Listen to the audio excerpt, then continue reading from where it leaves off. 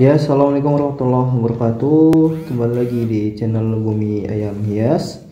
Ya, teman-teman semuanya, kali ini kita akan membahas mengenai seluk-beluk mengenai ring neck piston dan tutorial penting dalam penetasan. Jangan lupa untuk like, subscribe, dan bunyikan loncengnya. Ya, masuk saja kita ke penjelasan mengenai ayam ring neck piston ya.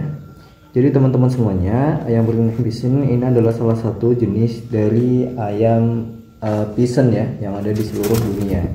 Dan ring neck piston merupakan ayam yang mudah dibudidayakan dibanding lainnya. Dan kita akan membahas mengenai bagaimana cara penetasannya, kemudian siklus bertelurnya, dan bagaimana tips-tips penting di dalam merawat anakan DOC.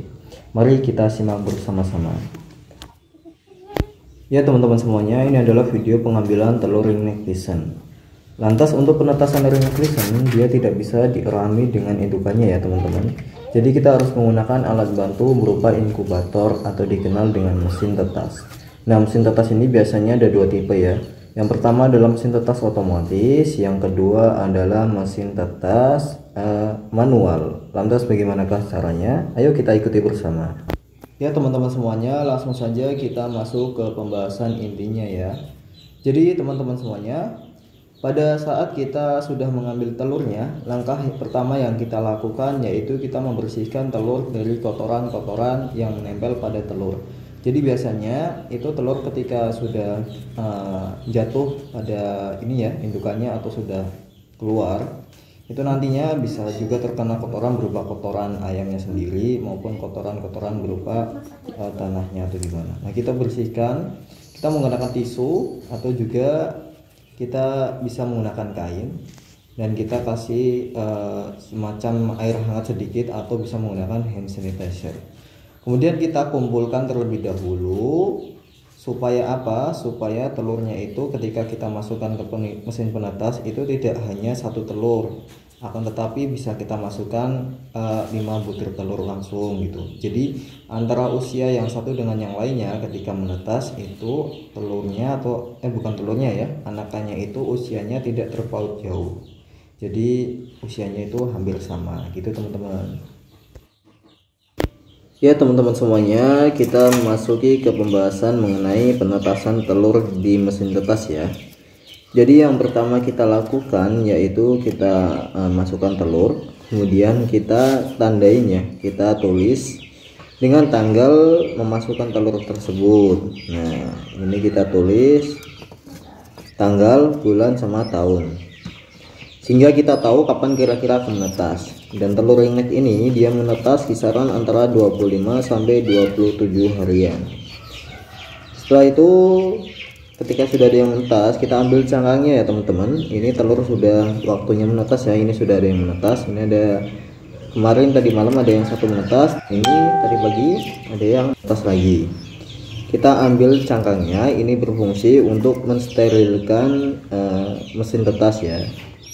Kemudian nanti kita bersihkan ya ininya, mesinnya itu di samping-sampingnya itu kan biasanya terdapat darah-darah ya.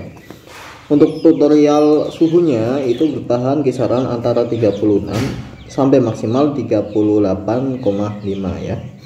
Kemudian untuk higrometer ini turun ya karena dibuka. Jadi higrometer antara kisaran 55% sampai 70% ya. Jadi bagus piston itu ketika kelembapannya tinggi, sekitar 60 sampai 70%, khususnya ring neck ya. Itu untuk ring neck. Kita kasih seperti ini dan kita ambil untuk anaknya. Ini seharusnya anakannya kita pindahkan ke kandang DOC sementara yang di mesin tetas ya. Akan tetapi ini tidak ada, dan seharusnya juga di mesin tetas itu kita kasih streaming, jadi tidak jatuh ke bawah gitu ya.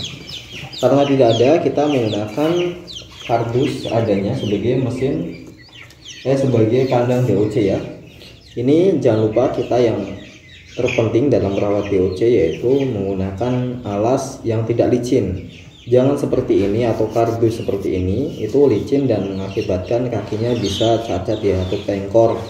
Jadi ini menggunakan alas adanya, ini menggunakan tempat telur ya yang kita ratakan. jadi dia merasa nyaman karena nggak licin. Atau bisa juga kita menggunakan rumput ya, berhubung ini hujan jadi kita tidak bisa menggunakan rumput. Begitu teman-teman untuk perawatan DOC.